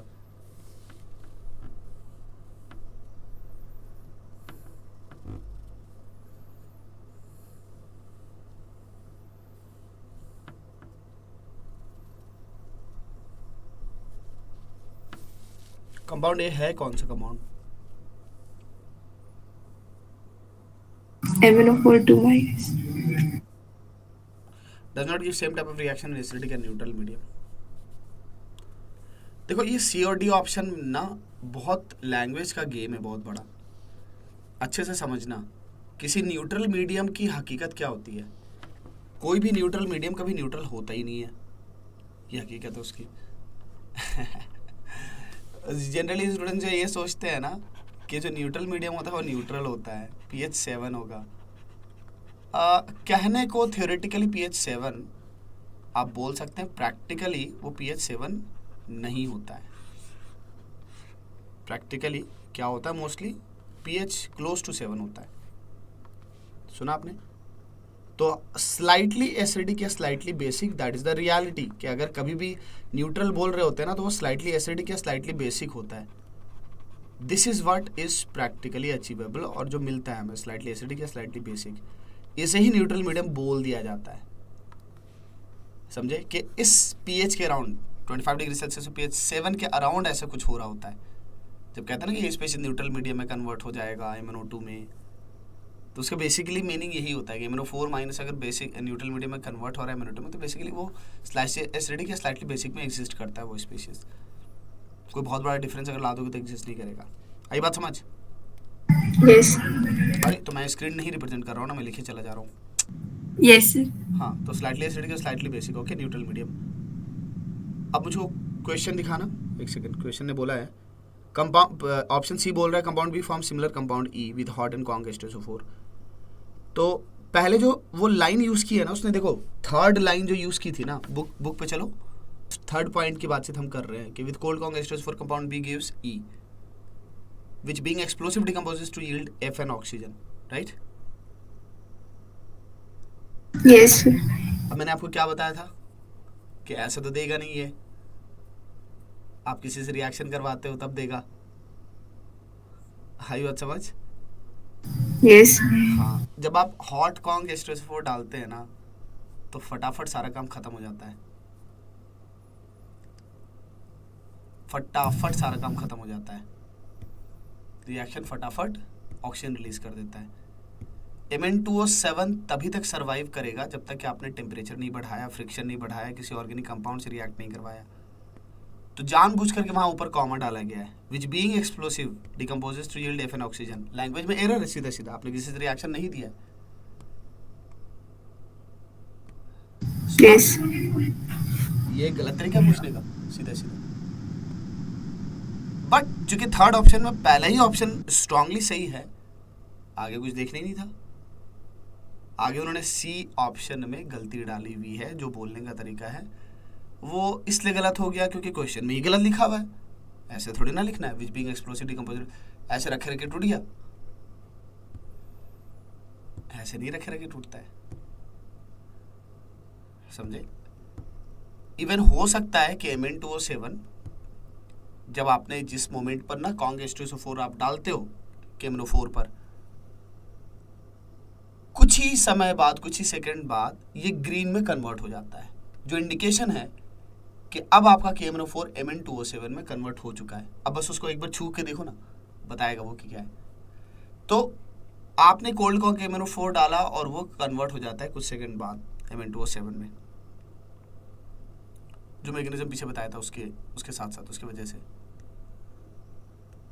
ओके लेकिन ये चीज़ सेम की सेम आप चाहोगे कि Mn2O7 बन करके रुका रहे जब तक आप रिएक्शन नहीं करवा दो, तो वो नहीं होने वाला है ऐसे हॉट एंड कॉन्ग से।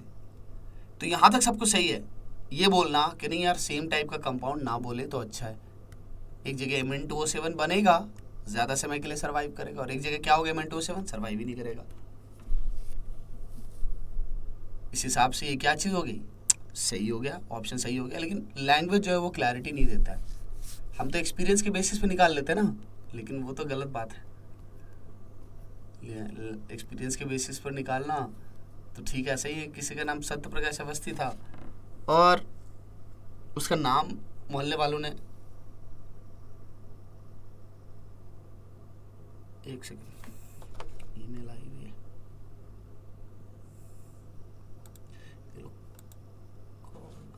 एक मिनट जरा रुक जाओ। तो अब बताओ ऐसे समझ गए? मैं एक रिप्लाई कर दे रहा हूँ, फिर लोग तंग करेंगे, फिर ना कॉल वॉल करेंगे पार्टी के लिए। वेयर आर यू, कहाँ है? शुरू कर दिया क्या?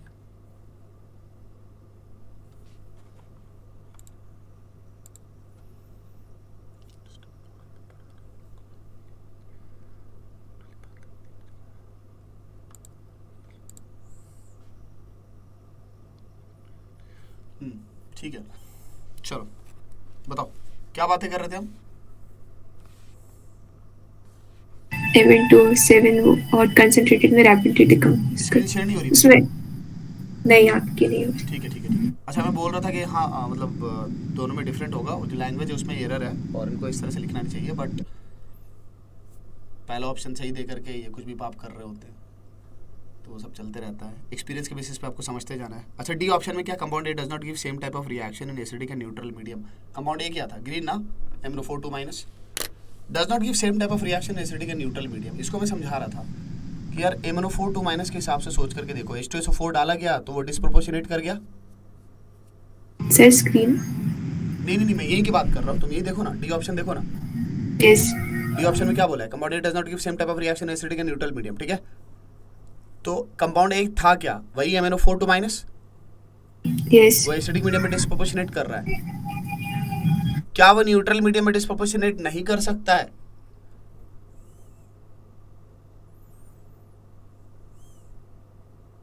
बोलो, does not give same type of reaction का क्या मतलब है? नहीं देता एसिडिक और न्यूट्रल मीडियम में, है ना। अब हम गए, हमने छानबीन शुरू की और बोला कि एसिडिक और न्यूट्रल मीडियम में क्या क्या डिफरेंस होता है।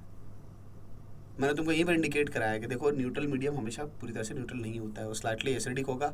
स्लाइटली एसिडिक होगा तो डिस्प्रोपोर्शनेशन फिर से दिख जाएगा। सुना, यहाँ पर 2-3 चीज़ें हैं जो कि एरर के रूप में मैंने पॉइंट आउट कराई। ऐसे बहुत सारे एरर हमने देखे हुए हैं, बहुत सारे क्वेश्चंस में होते हैं। पिछले साल भी अभी जे एडवांस 2022 में एरर थे क्वेश्चंस में, जिसमें से 1-2 उन्होंने ठीक किए, बाकी ठीक नहीं किए। जबकि पहले के समय पर जितने भी क्वेश्चन उन्होंने डाले उसमें उसके बेसिस पर मार्क्स काटे। हमने तुम्हारे मार्क्स काटे हमेशा वैसी वैसी गलतियों के लिए, और खुद 2022 में उन्होंने क्या किया, रेक्टिफाई नहीं किया। किस बेसिस पर, ऑप्शंस की रिलेटिविटी की बेसिस पर निकाल दिया, समझे। तो ये सब एरर कभी कभी दिखेंगे जो तुम्हारा सर खाएंगे, जो तुमको तंग कर रहे होंगे। मैं इतना भाषण दे करके तुम्हारा माइंडसेट वही सेट कर रहा हूँ कि भाई परेशान मत होना, कुछ जगह पर ऐसी चीजें, ऐसे एरर्स होंगे, वो क्वेश्चन का एरर है, कॉन्सेप्ट का कोई एरर नहीं है। सर वो सॉलिड स्टेट वाला क्वेश्चन ठीक है। शिफ्ट का मेरे उसमें 5-10 मिनट लगाए थे, वो क्वेश्चन में आंसर ही मैच नहीं किया था। महिमा आवाज नहीं आ रही गाइस, आज इश्यूज हैं बहुत, परेशान मत। सर अभी आ रही है? हाँ मतलब पहले कुछ समझ में नहीं आया, इतना लास्ट में बस ध्यान से सुना कि आंसर ही नहीं मैच किया, ये समझ में आया मेरे को। सर वो सॉलिड स्टेट वाला क्वेश्चन जो मेरे पेपर में आया था मेंस में। अब वो कौन सा क्वेश्चन था? सर वो सॉलिड स्टेट वाला, उसमें कोई भी ऑप्शन मैच नहीं कर रहा था। अच्छा, हाँ हाँ याद आ गया, फार्मूला वाला, वो तो मस्त काम किया था उन्होंने, ओहो, वो तो पाप है बहुत बड़े। सर वो चेंज भी नहीं किया उन्होंने। देखिए अगर क्वेश्चन लेंदी होता, स्टेप बाय स्टेप बड़ा होता, समथिंग कुछ होता यार, तो एक पॉइंट भी बनता है ना। अब हलवा क्वेश्चन में आप कैसे गलत कर देते हो यार। कंपाउंड डी है क्या, ये बता दो। IO3 minus. KI on reaction with alkaline solution of B, IO3 minus या I2? नहीं, IO3 माइनस ही होगा। कैसे? सर I माइनस से IO3 माइनस बन। हर्षदा तुम कुछ बोल नहीं रहे हो।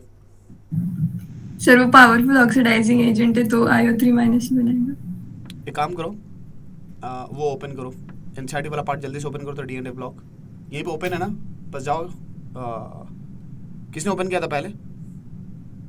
हाँ मैं प्रेजेंट कर रही हूँ। हाँ, यहाँ पे एक रिएक्शन देखो, एसिडिक सॉल्यूशन में I माइनस MnO4 माइनस के साथ रिएक्ट करके I2 प्रोड्यूस कर रहा है, ठीक है। चलो इसको स्क्रॉल करो, नीचे जाओ, एसिडिक मीडियम है। अब पढ़ो सेकंड में, इन न्यूट्रल और फेंटली अल्कलाइन सॉल्यूशन क्या लिखा हुआ है? IO3 माइनस दिखा? यस। और वहां क्वेश्चन में क्या लैंग्वेज है दिखाओ, अल्कलाइन सॉल्यूशन। और मुझको बताओ क्या अभी हम ऐसे ही लैंग्वेज एरर की बातचीत कर रहे थे? चलो पढ़ाओ, दिखाओ। सर दोनों स्क्रीन प्रेजेंटेड है। दोनों स्क्रीन प्रेजेंट है? हाँ आप देखो, मैंने अभी देखा कि हो रहा है दोनों। टैप करना होगा क्या? हाँ और उसमें एक किसी एक स्लाइड को पिन करके देना। ओके गाइस, ओके ठीक है। तो क्या बोला गया था कि ion reaction with alkaline solution of B, neutral और फेंटली अल्कलाइन, है ना? ऐसा कुछ यूज किया गया भाई, न्यूट्रल और फेंटली अल्कलाइन, और वहां क्या बोला गया है? अल्कलाइन। चलिए छड़िए, लैंग्वेज का तो एरर है, लैंग्वेज होनी चाहिए एनसीईआरटी टाइप की, बट अब नहीं है, कोई बात नहीं। जेईई एडवांस ने भी एक्चुअली सेम काम किया हुआ है, समझे? बेसिक सॉल्यूशन बोल करके प्रोडक्ट मांगा हुआ था, IO3 माइनस प्रोडक्ट बनाना था। ये मुझे लगता है 2021 का क्वेश्चन था, सुन रहे हो? जेईई एडवांस का। खैर, तो मुझे आप जरा समझाने की कोशिश करो कि बेसिक मीडियम में IO3 माइनस बनने का और एसिडिक मीडियम में I2 बनने का क्या हो सकता है, लॉजिक क्या हो सकता है? सर इक्विवेलेंस वाले चेंज से भी कर सकते हैं कि एसिडिक मीडियम में Mn+2 बनता है पर बेसिक मीडियम में MnO2 बनेगा। नहीं, Mn+2 बन जाने से होगा क्या, उससे क्या फर्क पड़ रहा है? सर इलेक्ट्रॉन जो एक्सचेंज होंगे वो नंबर डिफरेंट होगा। हर्षदा एग्री कर रहे हो इससे? Yes sir. बस एग्री कर जाना है, कुछ भी हो एग्री कर जाना है बस, है ना?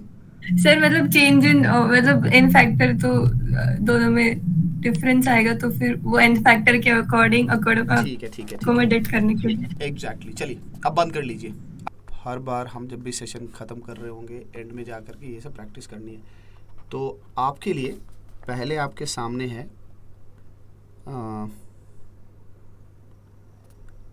SO32 minus, SO32 minus Br2 के साथ कीजिए, प्रोडक्ट प्रिडिक्ट कीजिए।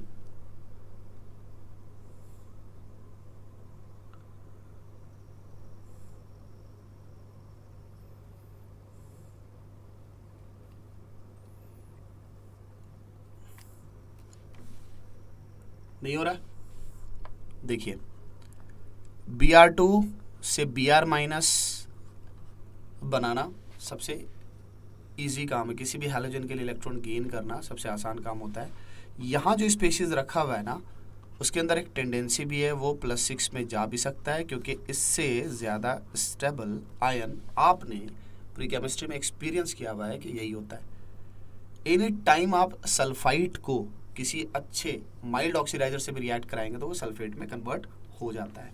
यहाँ पर रिएक्शन का ड्राइविंग फोर्स एक तो हैलोजन का इलेक्ट्रॉन गेन करना है, और दूसरा मैंने क्या बताया बताओ, ज़्यादा इक्विवेलेंट रेजोनेटिंग स्ट्रक्चर शो करने वाले सल्फेट आयन का फॉर्मेशन भी है।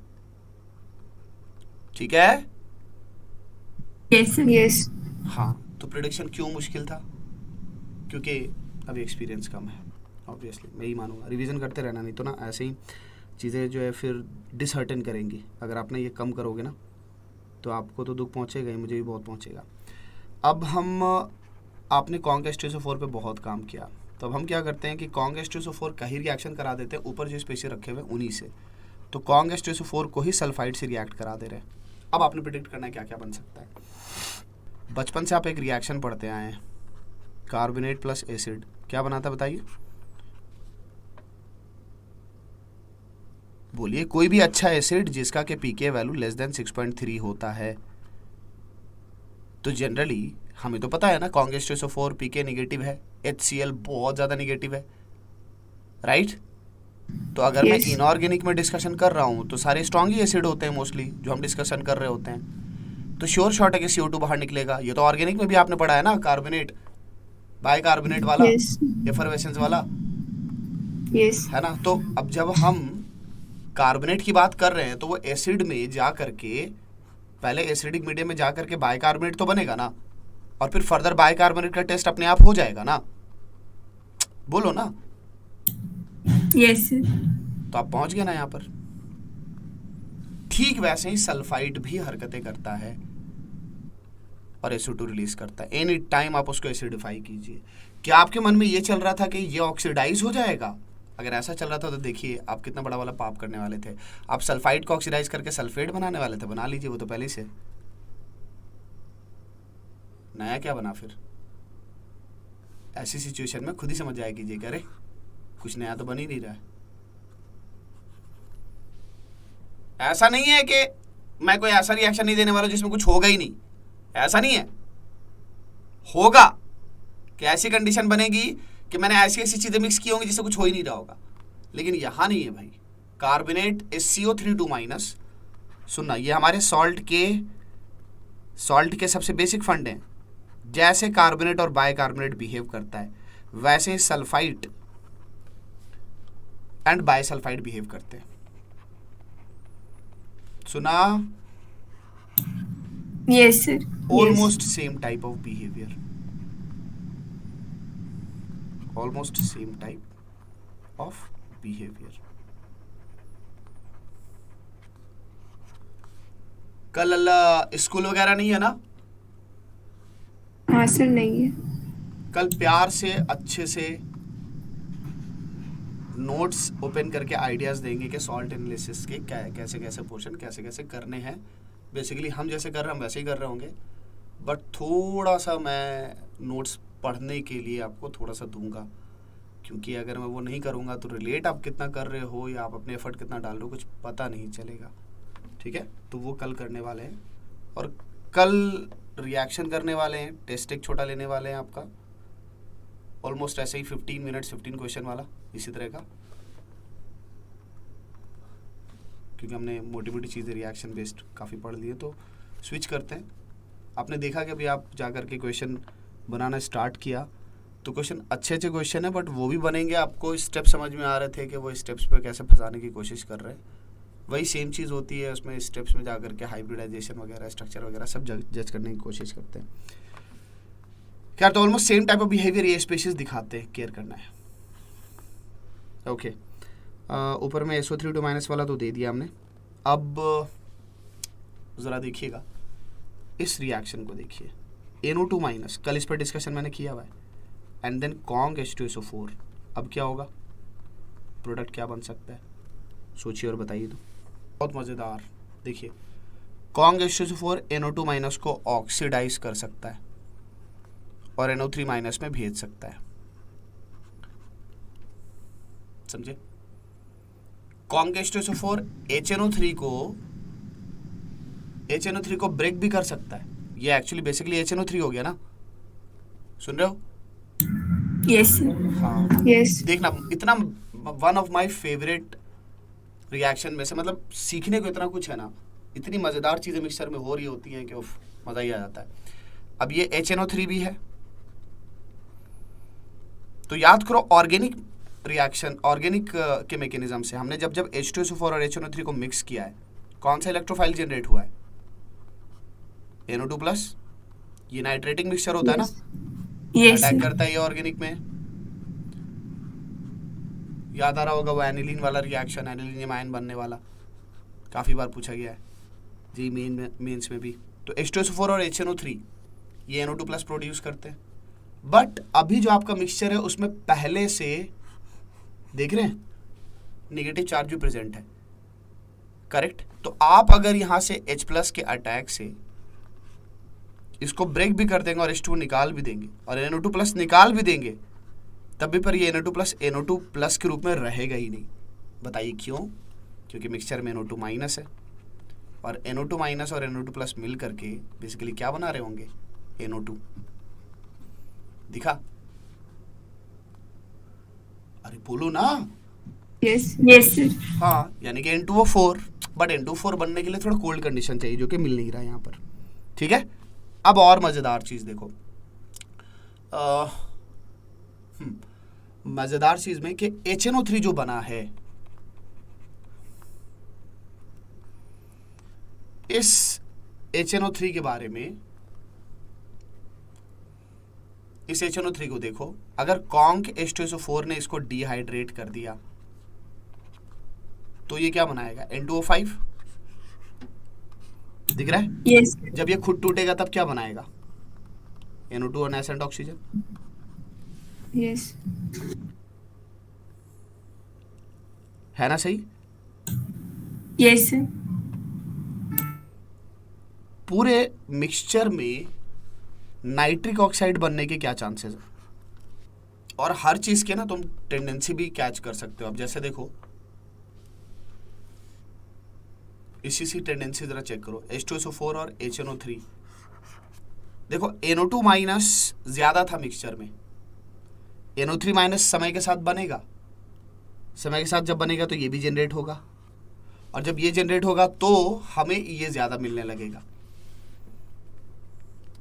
HNO3 Yes. जैसे जैसे बनेगा वैसे वैसे ये चीज NO2 भी ज्यादा बन रही होगी, करेक्ट।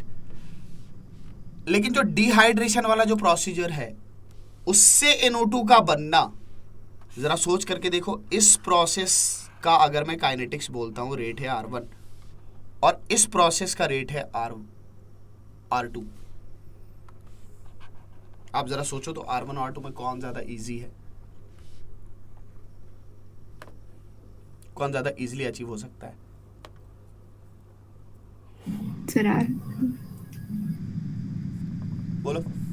देखो यहाँ जो डिहाइड्रेशन है ना N2O5 बनाने वाला, इस डिहाइड्रेशन से कहीं ज्यादा, जैसे हमने यहाँ पर डिहाइड्रेशन करके N2O5 बना दिया ना, क्या ये डिहाइड्रेशन नहीं था क्या? बेसिकली दोनों डिहाइड्रेशन, दोनों में H2O हम निकाल रहे हैं,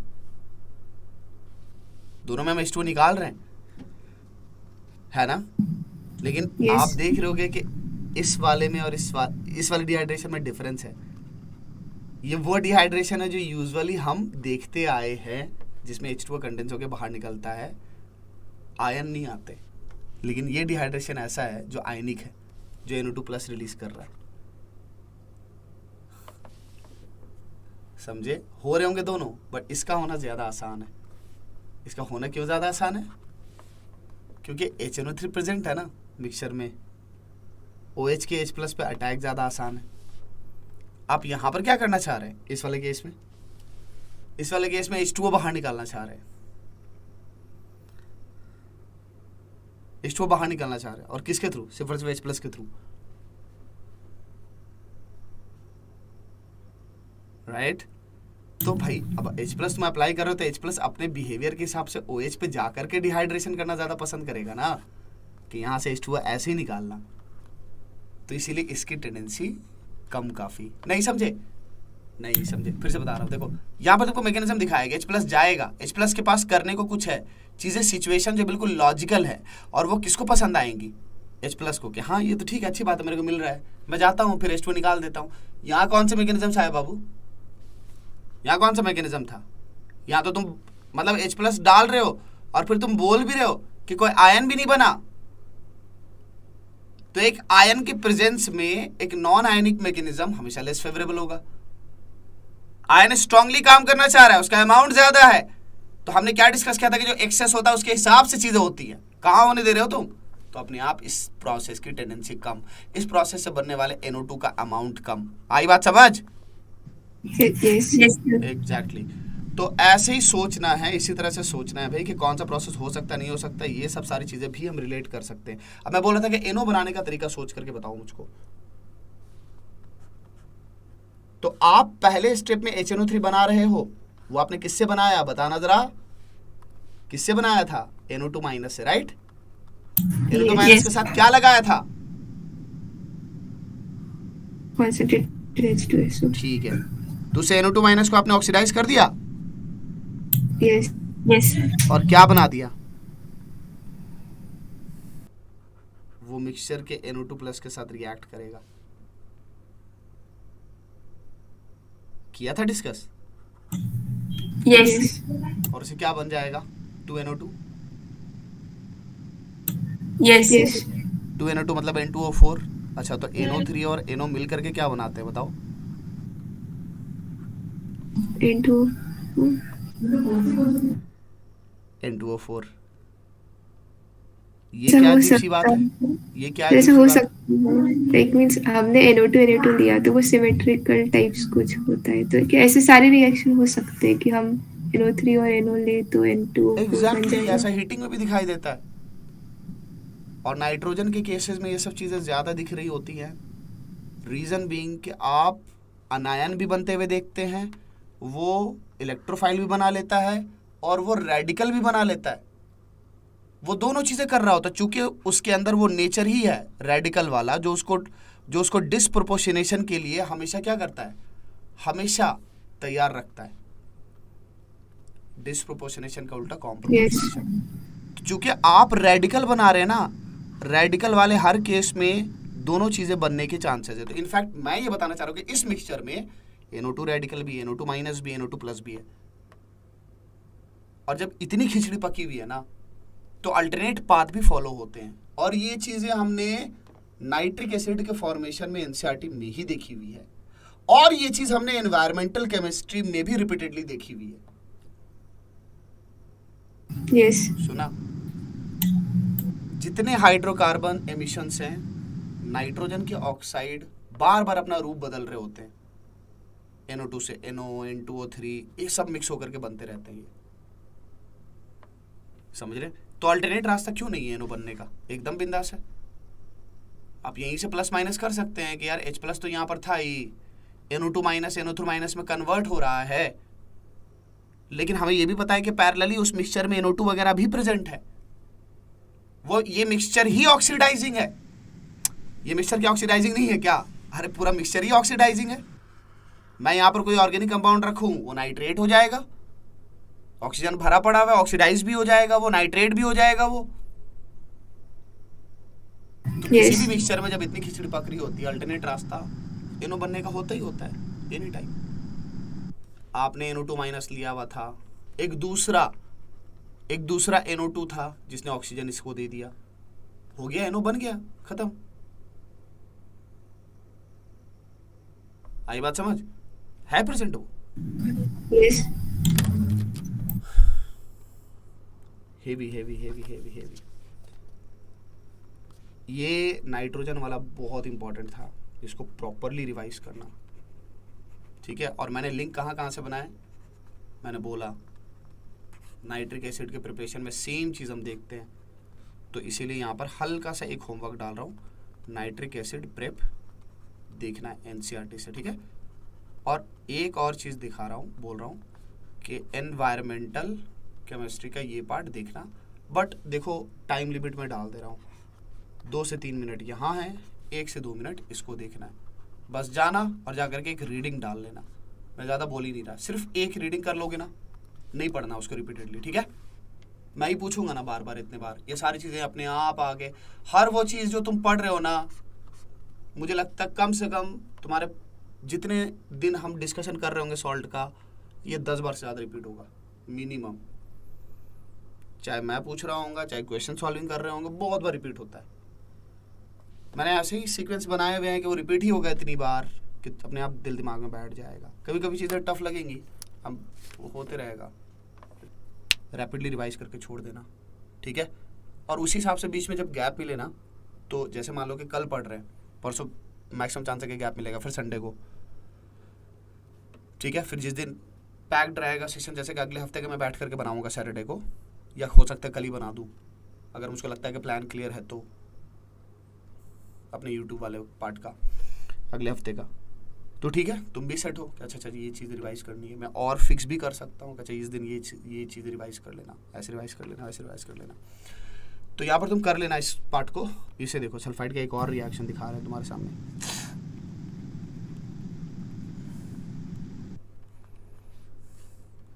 लो, ट्राई करो, प्रिडिक्ट करो।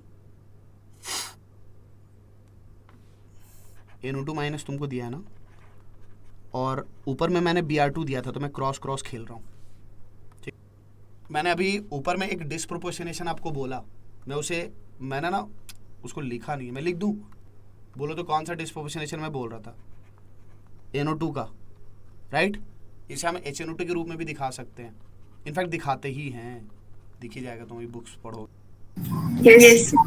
हाँ, फिर मैंने ये भी बोला कि जो मिक्सचर होता है ना NO2 माइनस का और NO2 प्लस का, वो मिक्सचर क्या देता है? NO2 भी देता है, ठीक है। यस। और फिर यही स्पेशीज जो है इसको ऑक्सीडाइज भी कर सकता है, और फिर क्या दे सकता है? तो खैर वो तो तुम यहाँ से भी अब निकाल सकते हैं। देखो ना, अगर मैं बोल रहा हूँ कि ये डिस्प्रोपोर्शनेशन है, ठीक है, और ऑब्वियसली एसिडिक मीडियम में डिस्प्रोपोर्शनेशन है, तो अभी भी तो तुमको दिख रहा है कि वही मोटी मोटी चीजें नीचे वाली वही है ना। अरे उसी टाइप की तो चीजें यस। सेम वैसे ही मिक्सचर होगा, सेम उसी तरह की चीजें होंगी मोटी मोटी। NO2 प्रेजेंट है, NO2 ने वो काम कर दिया, या HNO2 प्रेजेंट है, HNO2 एसिडिक मीडियम में है, खुद ही डिस्प्रोपोर्शनेट कर रहा है। हालांकि एक तरह से मैं बोल सकता हूँ ऊपर जो भी हम कर रहे हैं उसका काइंड ऑफ मैकेनिज्म है ये। कल ही तो डिस्कस किया था हमने कि प्रेसिपिटेट प्रिडिक्ट किया करो हमेशा, कोवेलेंट कैरेक्टर के कारण। ठीक है। अगला बताओ। देखो एक्चुअली क्या है ना, ये स्पेशीज जो है एक अच्छा, ये लोवेस्ट ऑक्सीडेशन स्टेट में है। तो अगर ये लोवेस्ट ऑक्सीडेशन स्टेट में है तो इसे क्या होना चाहिए? एक अच्छा रिड्यूसिंग एजेंट होना चाहिए, करेक्ट? Yes sir. हाँ, तो अच्छा रिड्यूसिंग, एक सेकंड, अच्छा अच्छा अच्छा अच्छा अच्छा, सब Br माइनस और NO3 माइनस। एग्जैक्टली, ये हलवा था इसीलिए, या फिर सोच लिए कि कुछ और हो ही नहीं सकता? तो इसके अलावा कोई पॉसिबिलिटी नहीं था। एग्जैक्टली, मैं यही चाहता हूँ कि तुम इसी कंक्लूजन पर पहुँचो फाइनली, इसके अलावा कोई पॉसिबिलिटी नहीं है, और ये सच्चाई है, इससे ज़्यादा कुछ होता ही नहीं है, ठीक है। चलो आज सभा को यहीं पर समाप्त कर रहे हो, ओके।